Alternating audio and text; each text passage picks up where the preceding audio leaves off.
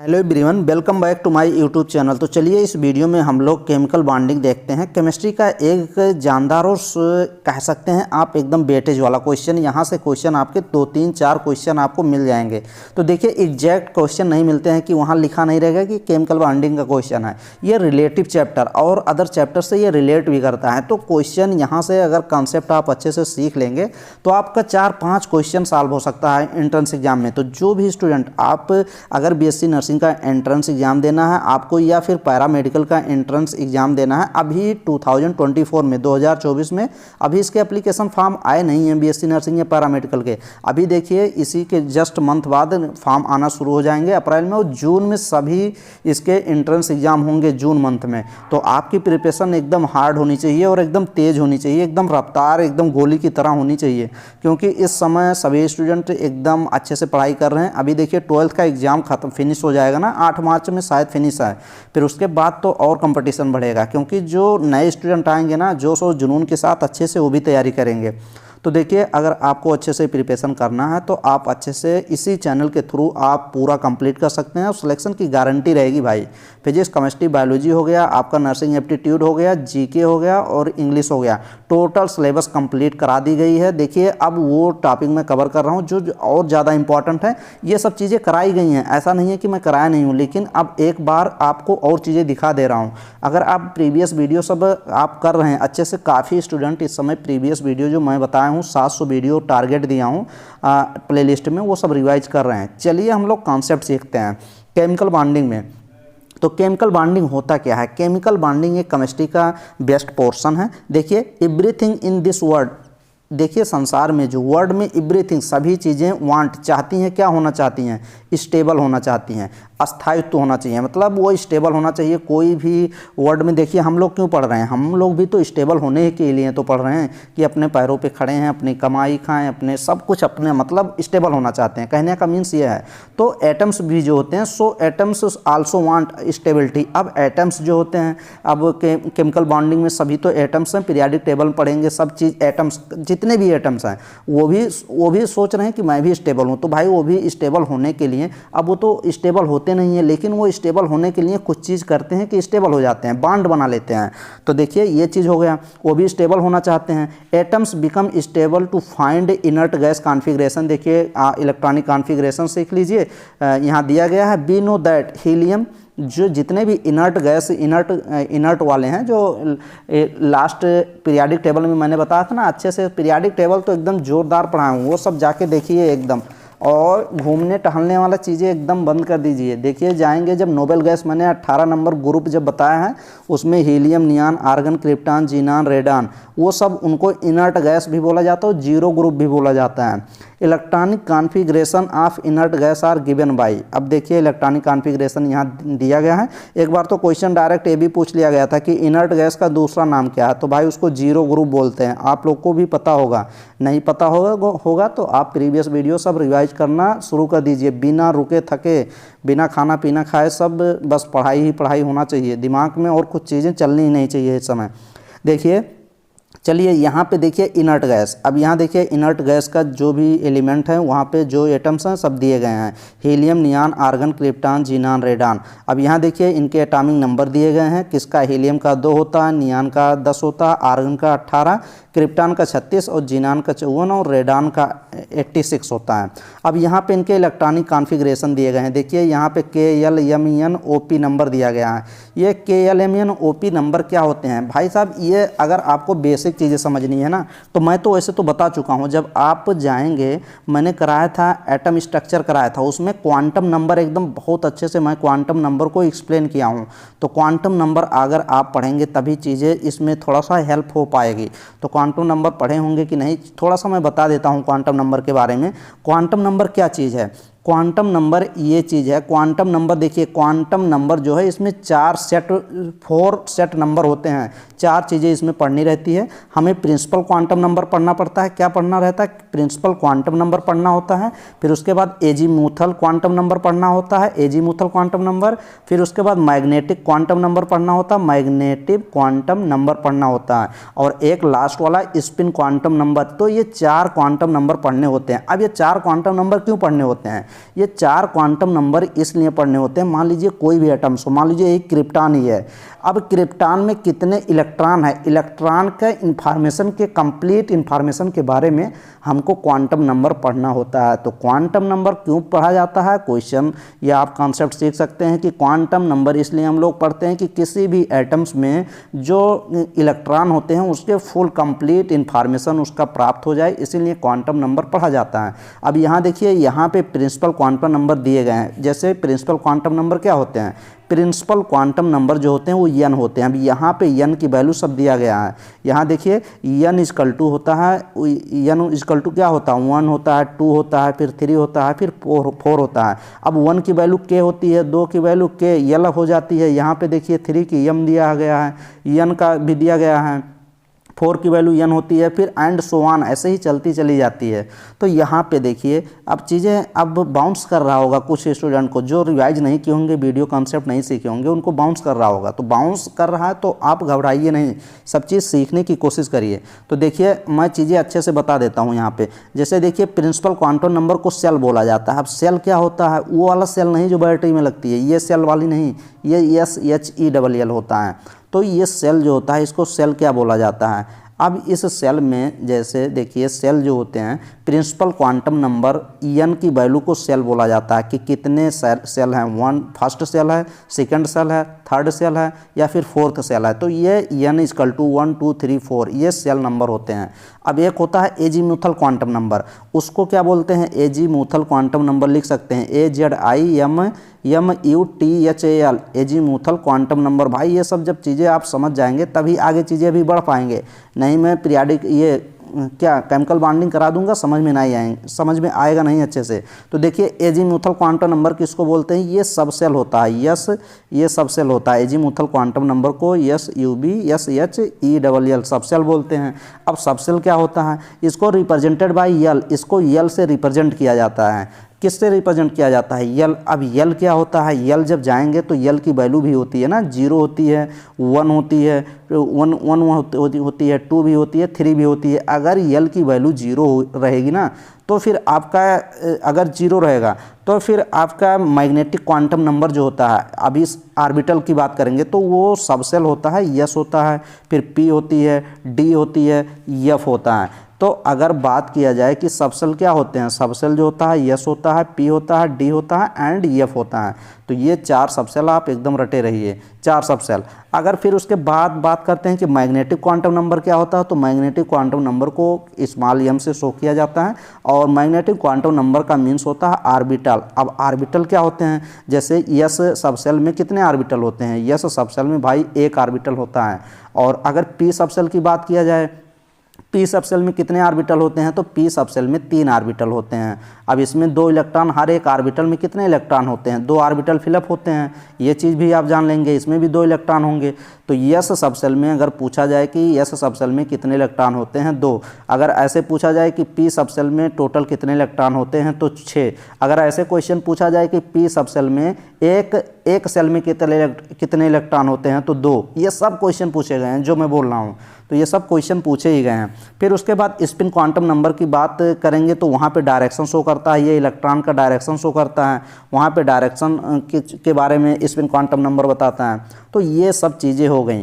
तो अब आपको पता चल गया होगा कि सबसेल क्या होता है, सबसेल क्या होता है। अभी तो पता चला कि नहीं सबसेल क्या होता है, ऑर्बिटल मैंने बता दिया, ऑर्बिटल क्या होता है, ये 2 चीज़ जानना बहुत ज़रूरी था। और सेल क्या होता है, तो भाई ये SHELL सेल जो होता है n का नंबर होता है। सबसेल क्या होते हैं, सबसेल जो होते हैं S होता है, P होता है, D होता है, F होता है, ये सबसेल हो गए।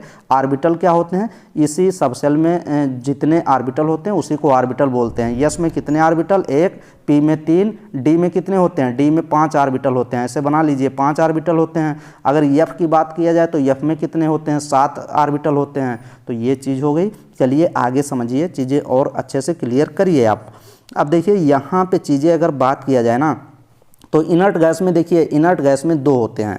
कितना आपका एटॉमिक नंबर होता है, 2। अब इसका इलेक्ट्रॉनिक कॉन्फ़िगरेशन करिए, तो इलेक्ट्रॉनिक कॉन्फ़िगरेशन करने के लिए 1s2 2s2 ऑफ बाउ रूल, ऑफ बाउ हमेशा फॉलो किया जाता है। n+ rule, n+l energy level के आर्डर में फिलअप किया जाता है। 1s2 2s2 2p6 3s2 फिर उसके बाद 3s2 3p2, फिर उसके बाद 3p6 होता है, फिर 3d10 होता है, फिर उसके बाद 4s2 आएगा, 4s2 के बाद 4p6 4d10, फिर उसके बाद 3df आ जाएगा। ऐसे चलती है। तो जितना इलेक्ट्रॉन होता है, अब आपको अगर हीलियम में तो 2 ही एटम नंबर होते हैं ना, तो 1s2 ही हो जाएगा। तो यस में कितने ऑर्बिटल होते हैं भाई? एक ही ऑर्बिटल होता है। तो ये तो एकदम कंप्लीट है। तो इनर्ट गैस के जितने भी एटम्स होते हैं ना, इनके जो ऑर्बिटल होता है, इनका पूरा सबसेल होता है, वो कंप्लीट होता है इलेक्ट्रॉन से। आप देख सकते हैं नियान का एटॉमिक नंबर कितना होता है? 10 होता है। इसका इलेक्ट्रॉनिक कॉन्फ़िगरेशन कर लीजिए 1s2 2s2। अभी 6 देखिए बचा है, 1s2 2s2, 2p कितना हो जाएगा? 6 हो जाएगा। p में कितने ऑर्बिटल होते हैं भाई? p सबसेल में 3 ऑर्बिटल होते हैं। अब देखिए 6 इलेक्ट्रॉन तो इनके बाहरी सबसेल में है ही, बाहरी सेल में है। तो एक देखिए 2, ऐसे पहले एक इलेक्ट्रॉन फिलअप कर देते हैं, फिर उसके बाद पेयरिंग कराते हैं। ये देखिए अब इसको पेयरिंग जब कराएंगे तो सब इनके ऑर्बिटल फिल होते हैं। एक ऑर्बिटल में 2 ही इलेक्ट्रॉन होते हैं। लेकिन इलेक्ट्रॉन भरने का तरीका यही होता है कि आप पहले देखिए, मान लीजिए p सबसेल का मैं भर रहा हूँ, इसका नियान का, तो 6 इलेक्ट्रॉन आउटर मोस्ट में होते हैं सेल में। तो पहले आप एक इलेक्ट्रॉन फिलअप करते जाएंगे, फिर उसके बाद आप पेयरिंग कराएंगे। तो ये किसका रूल है? हुंड्स रूल है। हुंड साहब ने बोला ही था, इनका प्रिंसिपल सिद्धांत ही था कि पहले ओनली एक इलेक्ट्रॉन प्रत्येक ऑर्बिटल में आप फिलअप करते जाइए, फिर उसके बाद आप पेयरिंग कराइए। तो ये चीज़ हो जाएगी। अब ये देखिए, आप ये समझ लीजिए, सीधे चीज़ आपको ये समझनी है कि इनर्ट गैस में जितने भी एटम्स होते हैं, इनके आउटर मोस्ट सबसेल सब पूरा कंप्लीट होते हैं। नंबर ऑफ वैलेंस इलेक्ट्रॉन, ये देखिए number of valence electron. Valence electron क्या होते हैं ये भी आपको पता होना चाहिए कि वैलेंस इलेक्ट्रॉन किसको बोला जाता है। तो वैलेंस इलेक्ट्रॉन देखिए यहीं पर आप हेडिंग डाल के लिख सकते हैं, अभी आगे इसमें मिलेगा, आपको समझा देंगे। चलिए आगे, ये देखिए फिर यहाँ चीज़ें आप समझिए, कुछ चीज़ें देखिए। Outermost shell of an atoms, किसी भी एटम्स के जो आउटर मोस्ट सेल होते हैं, अभी तो मैंने एकदम अच्छे से आपको बताया है कि सेल क्या होते हैं, सेल के बारे में बता ही दिया है। तो सेल आप समझ गए होंगे। सेल क्या होता है? वो n का नंबर होता है। The outermost shell of an atom is called valence shell. उसको बैलेंस, जो आउटर मोस्ट सेल होता है उसको क्या बोलते हैं? बैलेंस सेल बोला जाता है। And the electron present in valence shell, अब इस बैलेंस सेल में जो इलेक्ट्रॉन प्रेजेंट होते हैं उसी को बैलेंस इलेक्ट्रॉन बोला जाता है। काफ़ी बार क्वेश्चन पूछा जाता है कि बैलेंस इलेक्ट्रॉन किसको बोला जाता है। तो आप इसका एक डिफिनीसन और लिख सकते हैं, थोड़ा सिंपल भाषा में लिख सकते हैं, बैलेंस इलेक्ट्रॉन किसको बोला जाता है।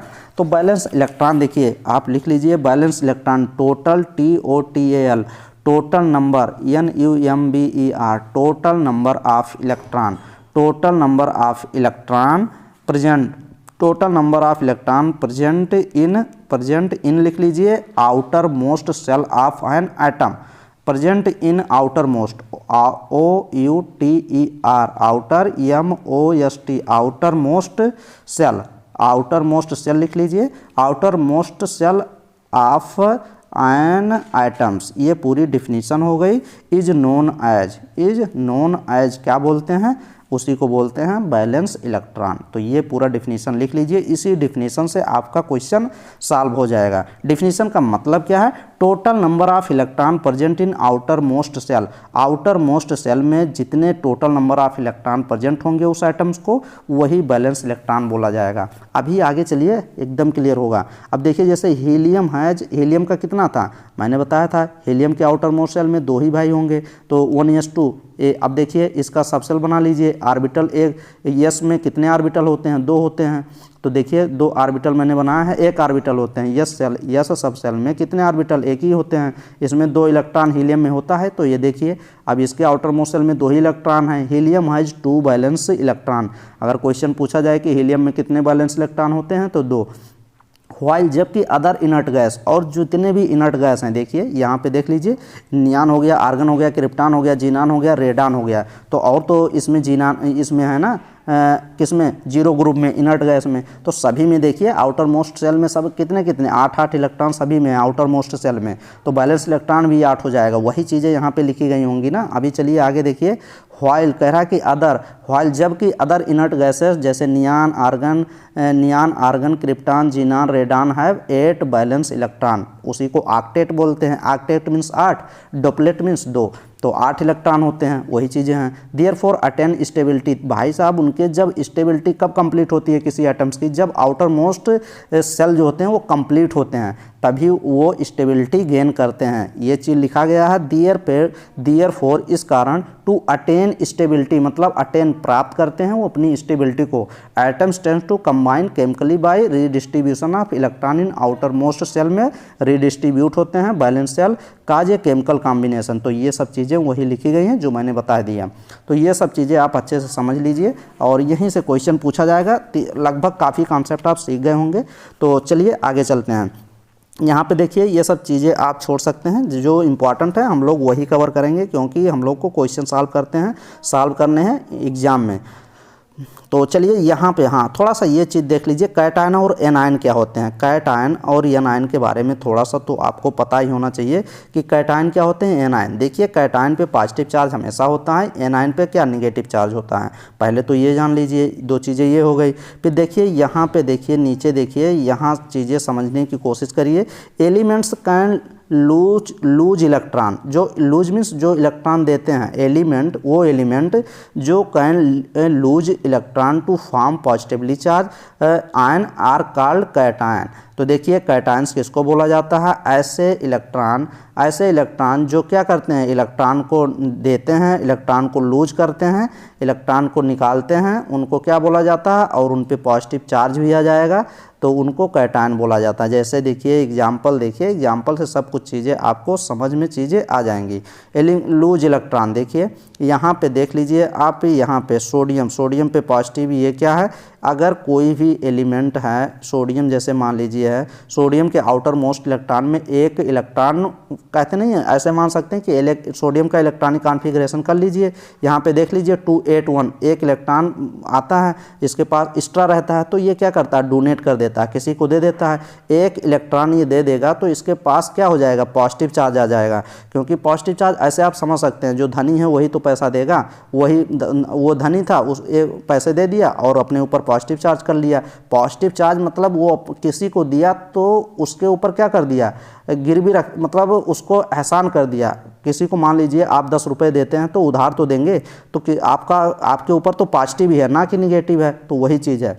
तो यहाँ पे देखिए मैग्नीशियम पे 2 पॉजिटिव होता है। यहाँ पे देखिए मैग्नीशियम पे 282 2 इलेक्ट्रॉन इसके आउटर मोस्ट सेल में अधिक होते हैं। जैसे मैग्नीशियम का 12 होता है, आप 12 का कर लीजिए 1s2 2s2, फिर उसके बाद 2p6 हो जाएगा, फिर 3s2 हो जाएगा। ये देख सकते हैं आप, 6 4 10 2 12। तो देखिए 2 आउटर मोस्ट जो सेल है इसके 2 इलेक्ट्रॉन हैं, तो 2 इलेक्ट्रॉन ये डोनेट कर सकता है, तो इसकी स्टेबिलिटी भी मजबूत हो जाएगी। तो यहाँ देखिए 2 इलेक्ट्रॉन मजबूत कर दिया, फिर अपने आप के ऊपर दो पॉजिटिव लगा लिया। तभी तो कहते हैं कि मैग्नीशियम पे कितने पॉजिटिव चार्ज होते हैं, मैग्नीशियम पे हमेशा 2 पॉजिटिव चार्ज, वो 2 पॉजिटिव चार्ज को झेल सकता है। एल्युमिनियम कितने पॉजिटिव चार्ज को, एल्युमिनियम 3 इलेक्ट्रॉन डोनेट कर सकता है, 283 होता है, तो 3 पॉजिटिव चार्ज झेल सकता है। तो ये चीज़ हो जाएगा, ये चीज़ आप अच्छे से समझ लीजिए। नेक्स्ट में देखिए, नेक्स्ट में यहाँ पे कुछ चीज़ें दी गई हैं, चलिए यहाँ देख लेते हैं। Element can also gain electron, जो इलेक्ट्रॉन गेन करेगा भाई वो तो निगेटिव हो जाएगा, to form negatively charge ion are called anion. तो इसको तो आप समझ सकते हैं, मान लीजिए आप जिसको 10 रुपये 20 रुपये 100 रुपये 1000 सुविधा अनुसार आपके जैसे पैसे रहेंगे, मान लीजिए आप किसी को बैलेंस पैसे दे देते हैं, तो जो पैसे लेता है वो तो निगेटिव में आ जाता है ना, पैसे तो हो जाते हैं लेकिन उधार उसके ऊपर लद जाता है तो निगेटिव आ जाता है। जैसे देखिए यहाँ पे ये एलिमेंट फ्लोरीन है, फ्लोरीन 1 इलेक्ट्रॉन देखिए यहाँ से ले रहा है, 1 इलेक्ट्रॉन लेके यहाँ पे अपने आप को निगेटिव, या फ्लोरीन हमेशा 1 निगेटिव चार्ज रखता है। ऐसे जान के चलिए ऑक्सीजन हमेशा 2 निगेटिव चार्ज रख के चलता है, क्योंकि ये अपने इलेक्ट्रॉन को, अपने सेल को कंप्लीट करने के लिए 2 इलेक्ट्रॉन उधारी लेता है, तभी तो ये जाके कंप्लीट करता है। देखिए 2 6 इसका होता है, 1s2 ऐसे देख सकते हैं, 1s2 2s2, फिर उसके बाद 4 हो गया और 8 होते हैं, तो 1s2 2s2, 2p कितना होता है, 2p4 होता है।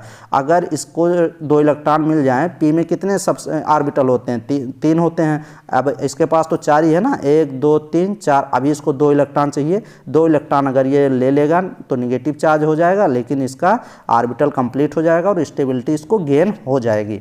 तो वही चीज़ है, देखिए 2 इलेक्ट्रॉन ये लिया तो ऑक्सीजन 2- हो गया और अपनी स्टेबिलिटी कंप्लीट कर लिया। तो यहाँ पे चीज़ें वही चीज़ यहाँ पे दिया गया है। उसी प्रकार नाइट्रोजन का भी है, 2 5 होता है, इसको 8 होने के लिए 3 इलेक्ट्रॉन चाहिए, तो यहाँ 3 इलेक्ट्रॉन लेता है और नाइट्रोजन 3 चार्ज होता है। ये चीज़ आप जान लीजिए। अब यहाँ पे एक चीज़ बहुत ही इंपॉर्टेंट, आप बोल सकते हैं इंपॉर्टेंट काफ़ी चीज़ें यहाँ से क्वेश्चन पूछा जाता है। यहाँ से क्वेश्चन ये पूछता है कि आयनिक बांड और इलेक्ट्रोवायलेंट बांड। एक बार तो क्वेश्चन डायरेक्ट यही पूछ लिया था कि आयनिक बांड का दूसरा नाम ही पूछ लिया था कि आयनिक बांड किसको बोला जाता है। तो आप ये समझिए आयनिक बांड को इलेक्ट्रोकोवैलेंट बांड बोला जाता है। अब आयनिक बांड होता क्या है ये भी चीज़ समझना है कि आयनिक बांड कौन सा मेटल किसके साथ बनाता है, नॉन मेटल बनाते हैं कि मेटल्स बनाते हैं, कौन बनाता है, तो ये भी चीज़ें इंपॉर्टेंट हो जाती हैं। तो चलिए समझिए, हर एक पॉइंट को अच्छे से क्लियर करिए।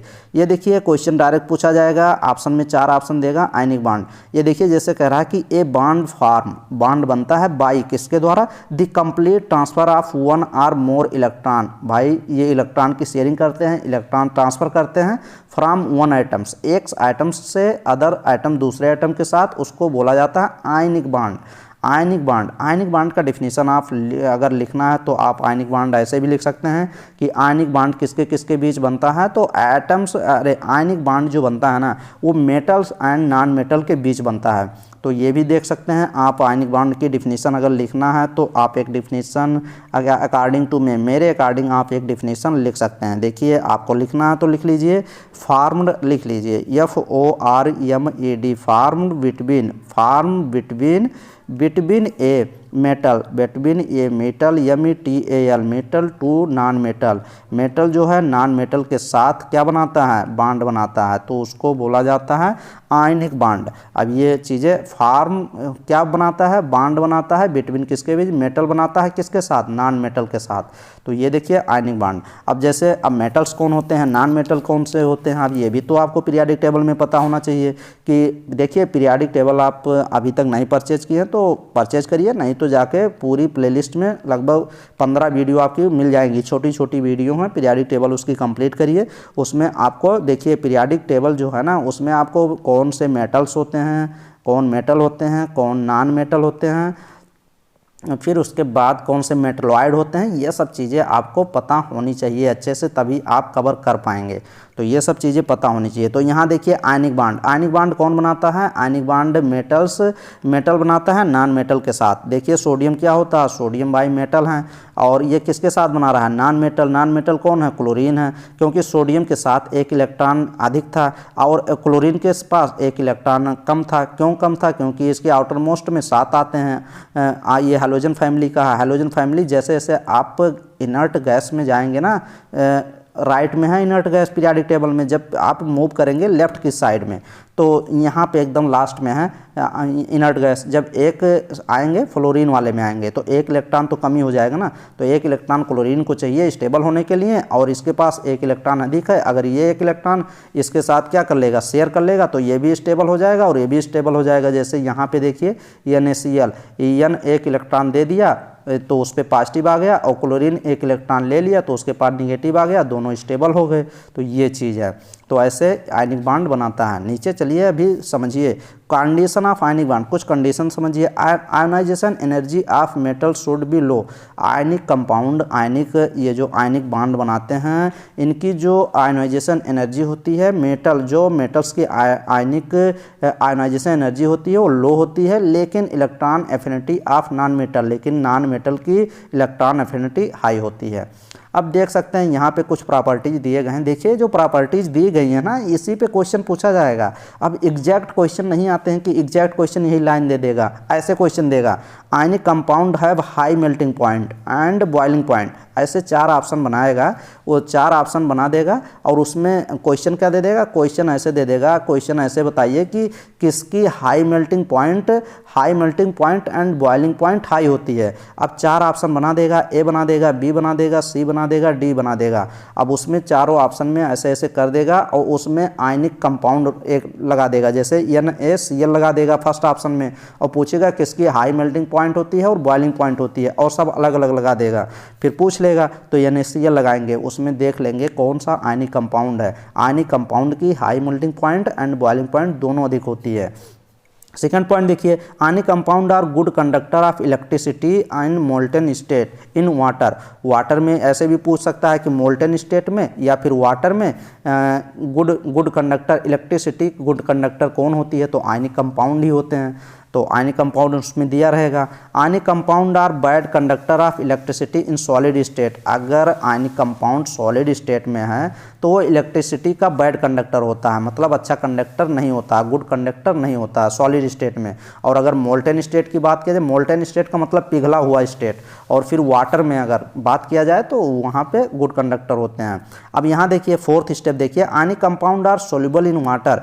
तो ऐसे क्वेश्चन पूछ लेगा, एक क्वेश्चन बनाएगा उसमें पूछेगा कौन सा आयनिक कंपाउंड है जो वाटर में सॉल्युबल है, घुलनशील है। तो आपको 4 ऑप्शन देखना पड़ेगा, उसमें आयनिक कंपाउंड पहचानना पड़ेगा। आयनिक कंपाउंड कैसे पहचानेंगे? आयनिक कंपाउंड ऐसे देखेंगे कौन मेटल है जो नॉन मेटल के साथ बॉन्ड बना रहा है, जुड़ा हुआ है। तो देखिए ionic compound are insoluble in non polar solvent. जो नॉन पोलर होते हैं ये भी पता होना चाहिए, नॉन पोलर कौन कौन से होते हैं। मैंने बताया है नॉन पोलर और पोलर की पूरी वीडियो ही बनाई है। ये पहली वीडियो नहीं बना रहे हैं कि जो हाइब्रिडाइजेशन के ऊपर बना रहे हैं, लगभग 4-5 वीडियो बनी हुई है, सब जाके देखिए, एकदम जानदार है, कोई भी क्वेश्चन कभी भी नहीं गलत होगा अगर कॉन्सेप्ट सीख गए। जैसे यहाँ पे देखिए कह रहा है कि आयनिक कंपाउंड आर इनसॉल्युबल, अघुलनशील है किसमें? नॉन पोलर सॉल्वेंट में। अब नॉन पोलर सॉल्वेंट कौन होते हैं? यहाँ पे कुछ दिया गया है, जैसे बेंजीन हो गया, कार्बन टेट्राक्लोराइड हो गए, इसमें क्या होते हैं? आयनिक कंपाउंड इनसॉल्युबल होते हैं, मतलब घुलनशील नहीं होते हैं। तो ये भी अच्छा है क्वेश्चन, यहाँ से क्वेश्चन आप जब ऑब्जेक्टिव क्वेश्चन लगाएंगे तो क्वेश्चन मिलेंगे।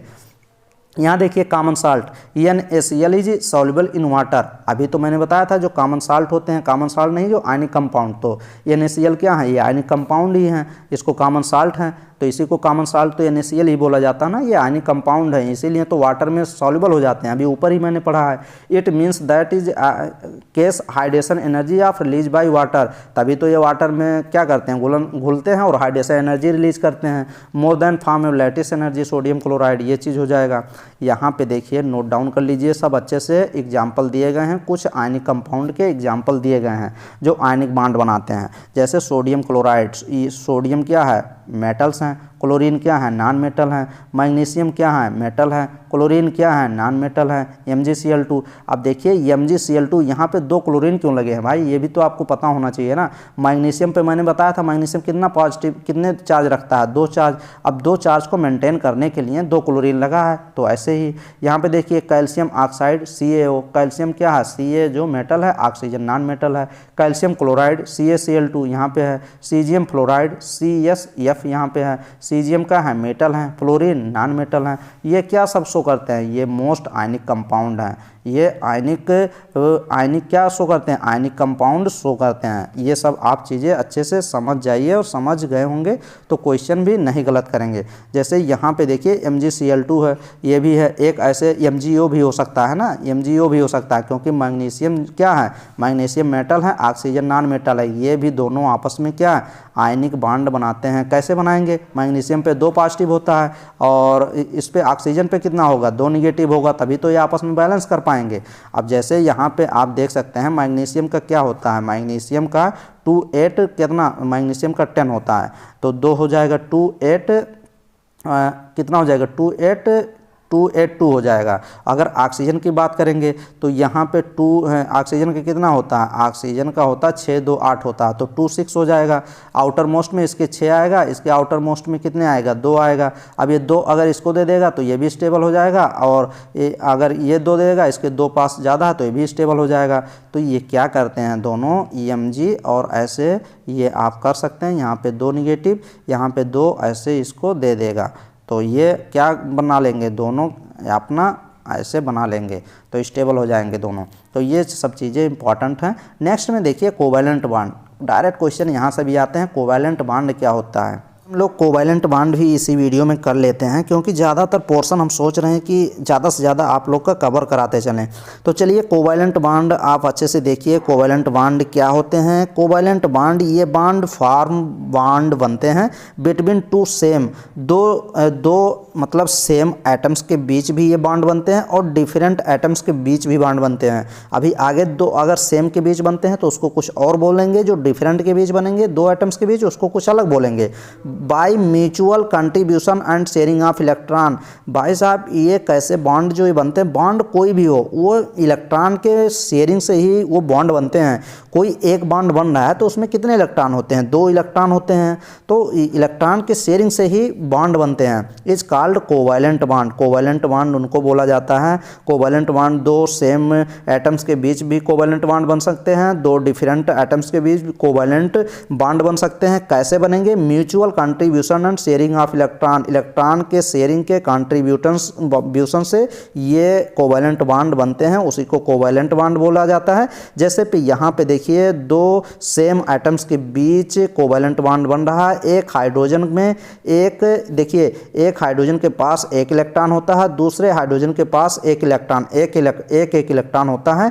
अब इनको 2 इलेक्ट्रॉन चाहिए, तो 2 इलेक्ट्रॉन इनको चाहिए। तो देखिए, 2 इलेक्ट्रॉन दोनों इलेक्ट्रॉन लेके ये अपना ऑक्टेट कंप्लीट कर लेते हैं। फिर ये भी कहेगा हम भी दोनों इलेक्ट्रॉन लेके अपना ऑक्टेट कंप्लीट कर लेंगे। तो ये आपस में दोनों कोवैलेंट बॉन्ड बना के जीवित रहेंगे और अपना अपना ऑक्टेट कंप्लीट रहेंगे, मजबूती के साथ खड़े रहेंगे। देखिए, अब एक बॉन्ड दो आपस में बना लिए, एक इलेक्ट्रॉन इधर एक इलेक्ट्रॉन ये। अब ये स्टेबल है एकदम।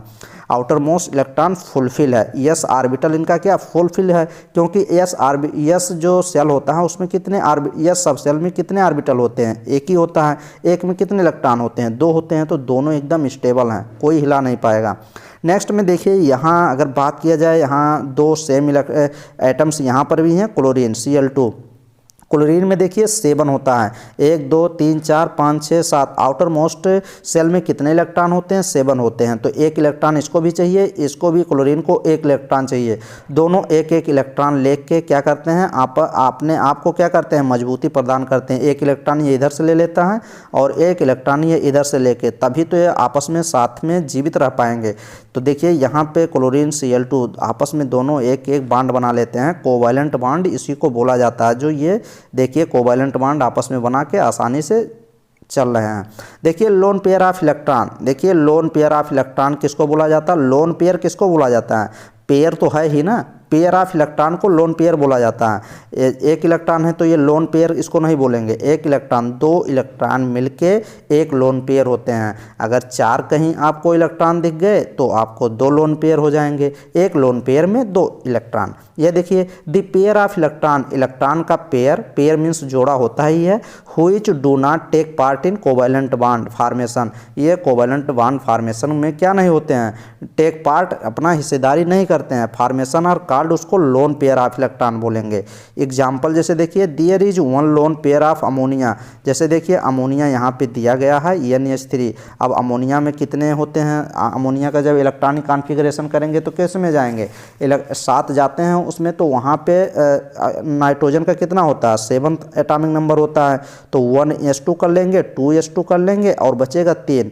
तो 1s2 2s2 2p3। तो आउटर मोस्ट में 3 इनके इलेक्ट्रॉन मिल जाएंगे। तो यहाँ पे देखिए, there is 1 lone pair of in ammonia and 2 lone pair in water. Water में कितने लोन पेयर यहाँ की बात कर रहा है? देखिए, जैसे अमोनिया है, अमोनिया NH3 है ना, तो अमोनिया के आउटर मोस्ट सेल में कितने 5 इलेक्ट्रॉन होते हैं। तो पाँचों ऐसे रख दीजिए, एक इधर रख दीजिए, ऐसे भी आप कर सकते हैं। देखिए, 1 हो गया, 2 हो गया, 3 हो गया, 4 हो गया, 5 हो गया।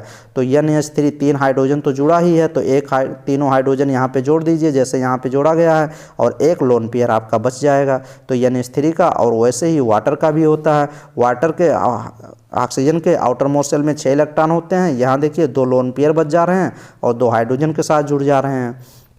अब इनका कुछ कोवैलेंट बॉन्ड की कुछ प्रॉपर्टीज होती हैं, ये चीज़ इंपॉर्टेंट हो जाते हैं। Covalent bond, covalent compound have high melting and boiling point. Covalent bond भी की melting point and boiling point high होती है। They are generally bad conductor of electricity exception graphite.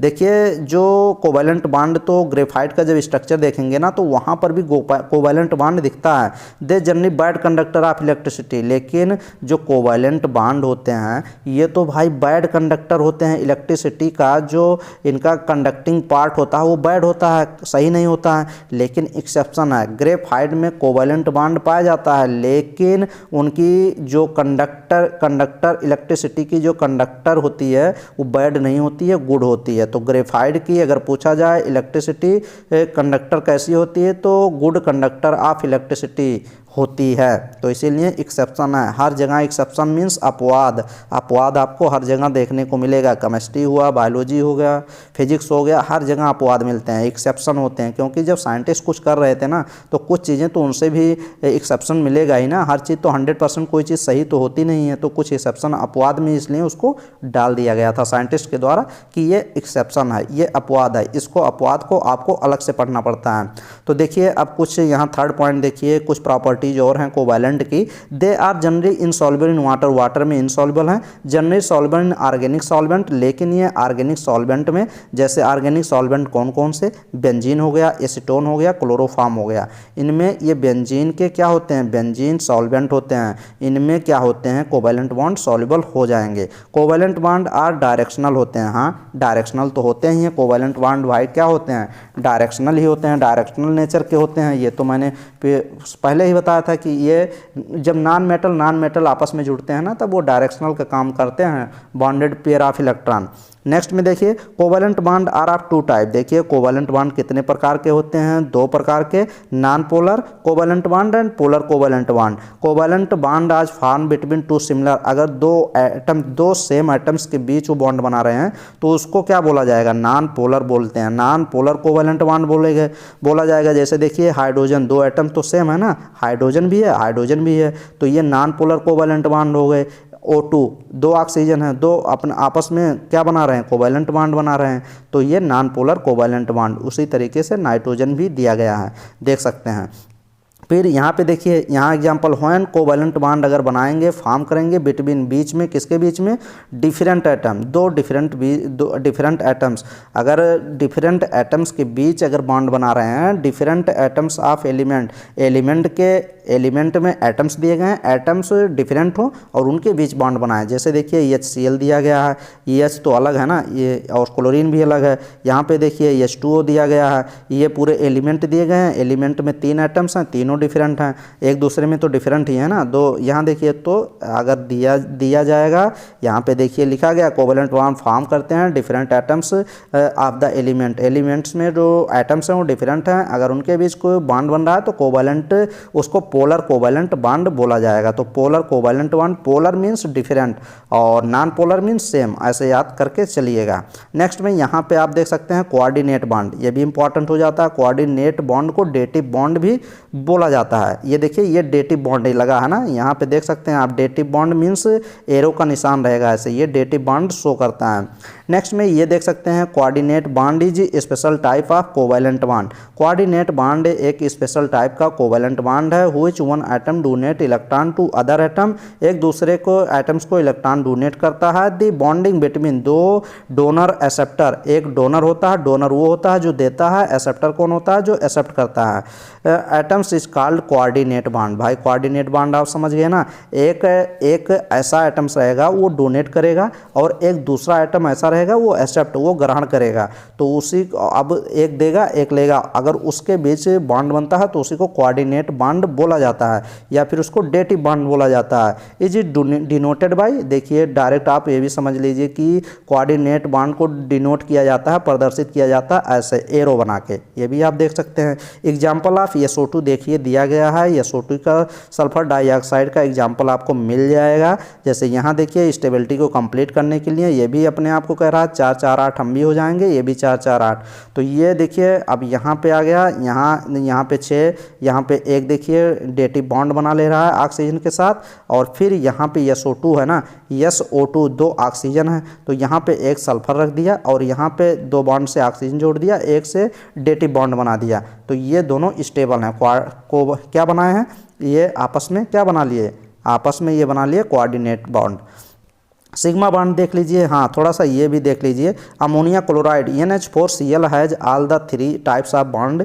Question पूछा जा सकता है। मैंने पिछली वीडियो जब देखेंगे ना, पुरानी वीडियो, तब उसमें मैंने अच्छे से बताया हूँ कि कौन से एलिमेंट हैं कि जिसमें सबसे अधिक बॉन्ड पाए जाते हैं, कौन से एलिमेंट है जो जिसमें सबसे कम बॉन्ड पाए जाते हैं। अब इसमें तो ऐसे यहाँ पे एक चीज़ दे दिया गया है, यहाँ पे देखिए ammonium chloride NH4Cl has all the 3 type of bond. अब देखिए ऐसे डायरेक्ट क्वेश्चन भी पूछा जाता है, 4 ऑप्शन दे देगा, पूछेगा किसमें कितना बॉन्ड पाया जाता है, तो वो सब मैं क्वेश्चन करा चुका हूँ, क्वेश्चन के फॉर्म में एकदम कॉन्सेप्ट क्लियर किया हूँ। तो आप जाएंगे प्रीवियस वीडियो देखिए, केमिस्ट्री की प्लेलिस्ट में जाके एक एक वीडियो छानबीन करके पूरी वीडियो रिवाइज कर लीजिए। अब आप ये सोचेंगी कि हर एक वीडियो को मैं आपके पास पहुँचा दूँ, तो ये इम्पॉसिबल है।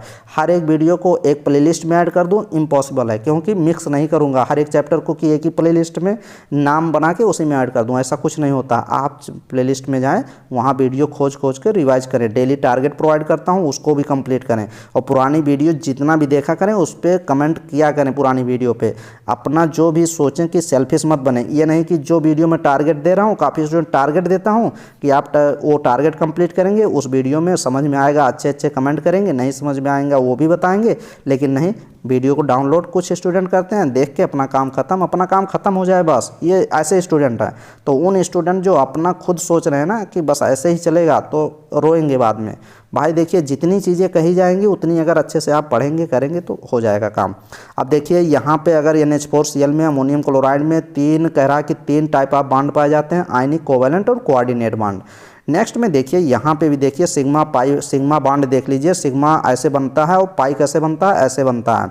अब यहाँ पे देखिए सिग्मा बॉन्ड क्या होते हैं ये भी जानना जरूरी है। सिग्मा बॉन्ड देखिए अगर ये ऐसे बना है तो ये क्या है, पाई बॉन्ड है, कि ये डबल बॉन्ड बना है तो कितने पाई बॉन्ड कितने सिग्मा है, 3 बॉन्ड बना है तो इसमें कितने पाई बॉन्ड सिग्मा बॉन्ड हैं। ये सब यार घोर के कहते नहीं है, एकदम मिक्स करके पिला चुका हूँ। जो स्टूडेंट देखे होंगे वीडियो सब समझ पा रहे होंगे, और जो नहीं देखे होंगे वो सीखने की कोशिश करिए, पुरानी वीडियो रिवाइज करिए।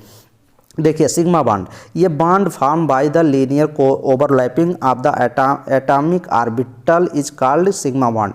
सिग्मा बॉन्ड किसको कहा जाता है, ये बनता है सिग्मा बॉन्ड लीनियर ओवरलैपिंग से बनता है, किसी भी एटॉमिक ऑर्बिटल में जो लीनियर ओवरलैपिंग होती है उसी से बनती है। सिंस इस प्रकार the extent of overlapping of atomic orbital in sigma bond large, hence sigma bond is strong bond. भाई सिग्मा बॉन्ड क्या होता है, स्ट्रांग बॉन्ड होते हैं। कौन बॉन्ड स्ट्रांग होता है कौन नहीं, ये सब चीज़ें बताई गई हैं। पाई बॉन्ड देख लीजिए, अभी आगे क्लियर हो जाएगा भाई। पाई बॉन्ड किसको बोलते हैं, ये बॉन्ड फॉर्म बॉन्ड बनते हैं दिस देखिए साइड वाइज बॉन्ड बनते हैं या फिर लेटरल में बनते हैं। Overlapping of atomic orbital is called pi bond. Since this cases extend overlapping of atomic orbital lesser than sigma bond या फिर pi bond is weak bond. तो पाई बॉन्ड सिग्मा बॉन्ड की अपेक्षा वीक होते हैं। यहाँ पे आप देख सकते हैं lesser than sigma bond, so pi bond is weak bond, ये अच्छी बात है। यहाँ देखिए एक हाइड्रोजन अगर एक सिंगल बॉन्ड है तो वो सिग्मा बॉन्ड उसको बोलेंगे। अगर एक 2 बॉन्ड मान लीजिए लगा है किसी के बीच, तो उसमें एक सिग्मा बॉन्ड होता है, एक पाई बॉन्ड होता है। अगर 3 बॉन्ड बने हैं तो ऊपर वाला भी पाई बॉन्ड और नीचे वाला भी पाई बॉन्ड, बीच वाला सिग्मा। ऐसा नहीं है कि बीच वाला सिग्मा, लेकिन 3 अगर बॉन्ड बना है तो उसमें 2 पाई बॉन्ड पाए जाएंगे, 2 पाई बॉन्ड रहेंगे और एक सिग्मा बॉन्ड। ऐसे 2 बना लीजिए, ऐसे 2 पाई बना लीजिए और एक सिग्मा बॉन्ड होता है। 3 बॉन्ड में 2 सिग्मा बॉन्ड, एक पाई बॉन्ड। यहाँ पे देखिए अच्छे से तो शो किया गया है ना, इसको आप लिख सकते हैं ऐसे एग्जाम्पल में। तो ये चीज़ आप अच्छे से कर लीजिए।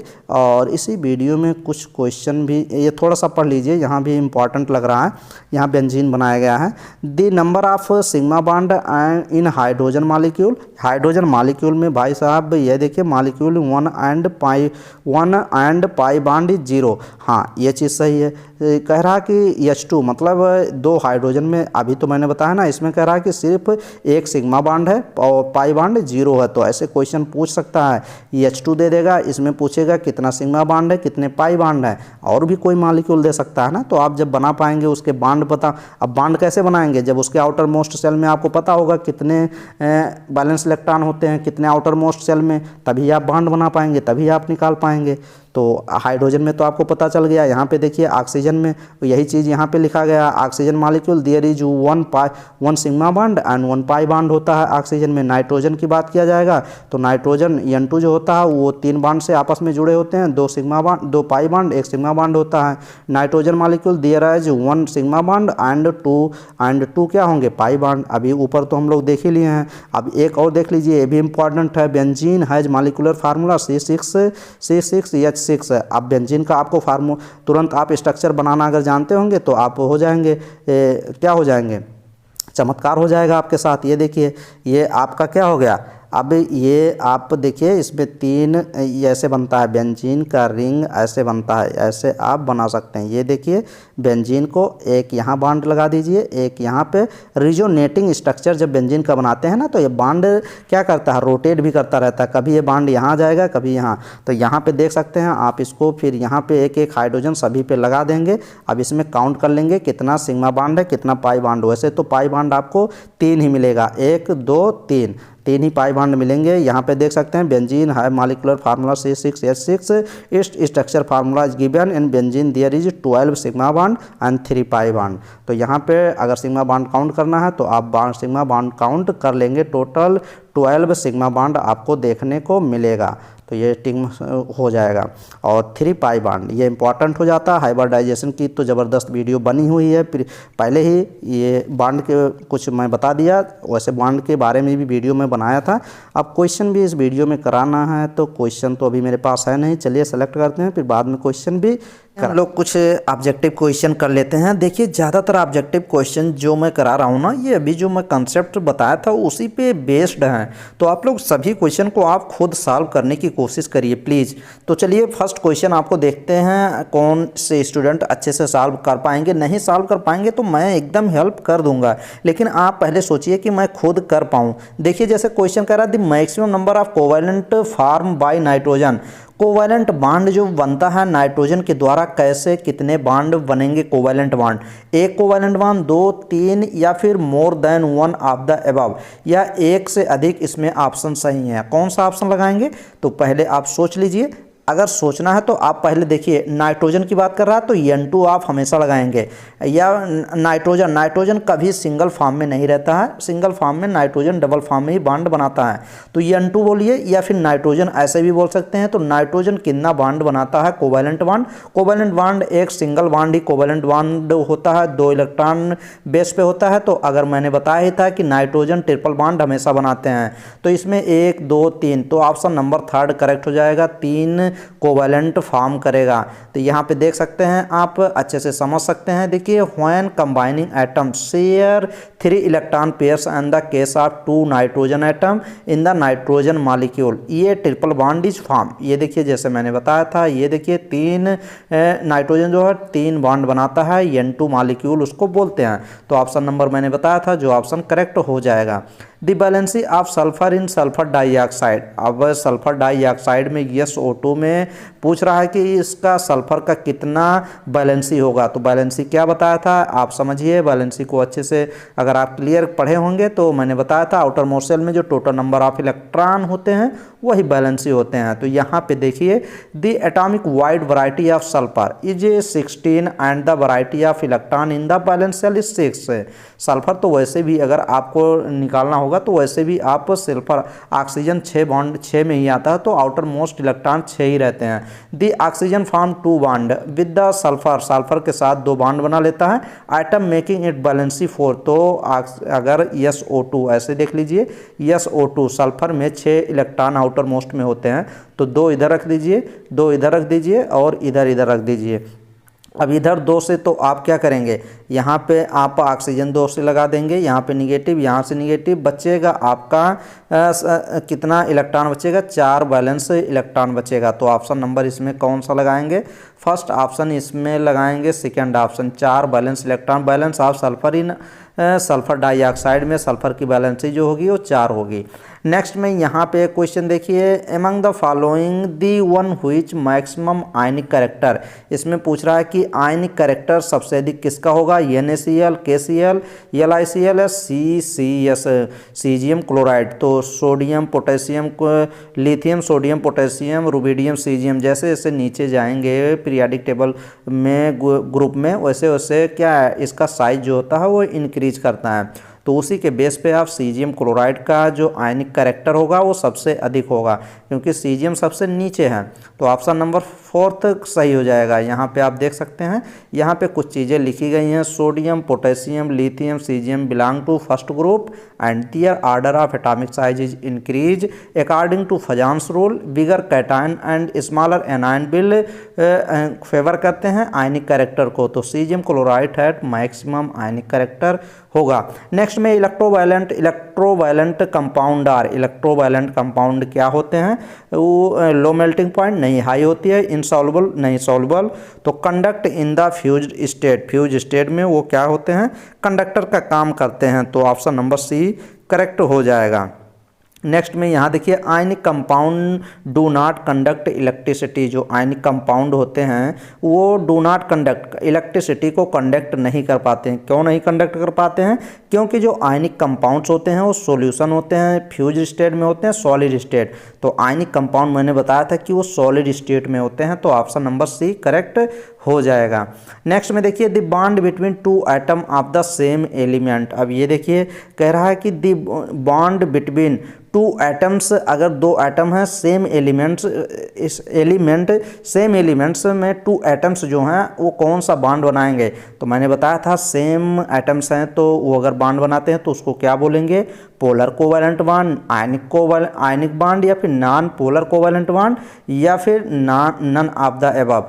तो इस क्वेश्चन का जवाब आप कमेंट बॉक्स में ज़रूर लिखेंगे कि वो बॉन्ड बनाते हैं बिटवीन 2 एटम्स के बीच में और वो एटम सेम एलिमेंट होने चाहिए, तो उसको क्या बोलेंगे आप कमेंट बॉक्स में। पोलर और नॉन पोलर, इसी में से तो सही होगा दोनों ऑप्शन में, तो आप बताइएगा कमेंट बॉक्स में, आप कमेंट करिएगा। नेक्स्ट में देखिए, the percentage of ionic character of a bond is calculated by the difference in. Question कह रहा है कि परसेंटेज ऑफ आयनिक कैरेक्टर आपको बताना है कि आयनिक कैरेक्टर का percentage of a bond is calculated by किसके डिफरेंस के द्वारा बॉन्ड कैलकुलेट किया जाता है आयनिक कैरेक्टर परसेंटेज। तो साइज ऑफ एटम, फिर आयोनाइजेशन पोटेंशियल ऑफ एटम्स, या फिर इलेक्ट्रोनेगेटिविटी एटम्स में जो इलेक्ट्रोनेगेटिविटी डिफरेंस की वजह से, फिर एटॉमिक वॉल्यूम ऑफ एटम्स की। तो option number C option correct हो जाएगा। जो इलेक्ट्रोनेगेटिविटी, किसी भी एटम्स की इलेक्ट्रोनेगेटिविटी जो डिफरेंस होता है उसी से आयनिक character, ionic percentage of character, जो बॉन्ड की, किसी भी बॉन्ड की आयनिक कैरेक्टर परसेंटेज निकाला जाता है, तो इलेक्ट्रोनेगेटिविटी डिफरेंस से। तो ऑप्शन नंबर सी इस क्वेश्चन का करेक्ट हो जाएगा। Next question, in which of the following carbon bond length is least. किसमें बोला है, कार्बन बॉन्ड जो होता है सबसे, बॉन्ड लेंथ जो सबसे लीस्ट होता है, सबसे कम होता है, बेंजीन में, डायमंड में, इथाइलिन में, या फिर एसिटिलीन में। तो ये देखिएगा, इसमें ऑप्शन नंबर एसिटिलीन करेक्ट हो जाएगा, डी ऑप्शन आप करेक्ट लगाएंगे। नेक्स्ट क्वेश्चन देखिए, next question, the paramagnetic nature of oxygen molecule is explained bye. अगर पैरामैग्नेटिक और डायमैग्नेटिक तो आप समझ रहे हैं ना, पैरामैग्नेटिक में सम संख्या विषम संख्या इलेक्ट्रॉन होंगे, विषम, या फिर डायमैग्नेटिक में तो सेम होते हैं, ये सब चीज़ें कराई गई हैं। Paramagnetic nature of oxygen, oxygen का पैरामैग्नेटिक नेचर, ऑक्सीजन मॉलिक्यूल का एक्सप्लेन किसके द्वारा होगा, बैलेंस बॉन्ड थ्योरी, या फिर हिटलर लंडन थ्योरी, या फिर हुंड मुलिकियन थ्योरी, या फिर नन ऑफ द एबव। तो इसमें तो आप को लगा ही देंगे। अगर इसमें लगाएंगे Hund Mulliken theory, Hund's rule को फॉलो करते हुए हुंड्स रूल ही बोले। हुंड्स साहब ने क्या बोला था अभी मैंने इसी वीडियो में ऊपर बताया था। नेक्स्ट में an element having 4 electrons in its outer most orbit form bond. अब ये देखिए कह रहा है कि एन एलिमेंट किसी एक एलिमेंट में 4 इलेक्ट्रॉन है in the outer most orbit, तो वो कौन सा बॉन्ड किसके द्वारा फॉर्म किया जाएगा, लूजिंग इलेक्ट्रॉन के द्वारा, गेनिंग इलेक्ट्रॉन, या फिर शेयरिंग ऑफ इलेक्ट्रॉन। तो शेयरिंग ऑफ इलेक्ट्रॉन ऑप्शन आपका करेक्ट हो जाएगा। जो बॉन्ड बनते हैं वो इलेक्ट्रॉन के शेयर होने से ही तो बनते हैं बॉन्ड, तो ऑप्शन नंबर सी करेक्ट हो जाएगा। तो इतने क्वेश्चन में करा दिया और सब क्वेश्चन कराते रहेंगे, और सब क्वेश्चन लाखों क्वेश्चन चैनल पे कराए गए हैं। 1600 वीडियो है, जाके देखिए और कोई भी वीडियो छोड़िए नहीं। जितनी प्लेलिस्ट में मैं ऐड किया हूँ कोई भी वीडियो छोड़नी नहीं है। और अभी भी काफ़ी स्टूडेंट लाइक नहीं किए होंगे, जो लाइक नहीं किए हैं वो वीडियो चैनल पे ना देखें भाई। मैं तो बार बार यही कहूँगा वो आप दूसरे चैनल को प्रीफर करें। अगर आप वीडियो को लाइक नहीं करते, मेहनत इतनी की जा रही है, लाइक नहीं कर रहे हैं और चैनल को शेयर नहीं कर रहे हैं, ज़्यादा से ज़्यादा स्टूडेंट तक चैनल को शेयर करें भाई। जितनी आप शेयर करेंगे, जितने स्टूडेंट आप सब्सक्राइबर अधिक बढ़ेंगे, व्यूज़ उतना अधिक चलेगा, उतना अधिक चैनल पे अच्छी अच्छी वीडियो कराई जाएंगी। और सभी चैनल आप ही लोग के लिए हैं, तो चैनल को ग्रो कराने में हेल्प करें। चलिए नेक्स्ट वीडियो में बेस्ट करेंगे, सिलेक्शन आपका करा के ही रहेंगे।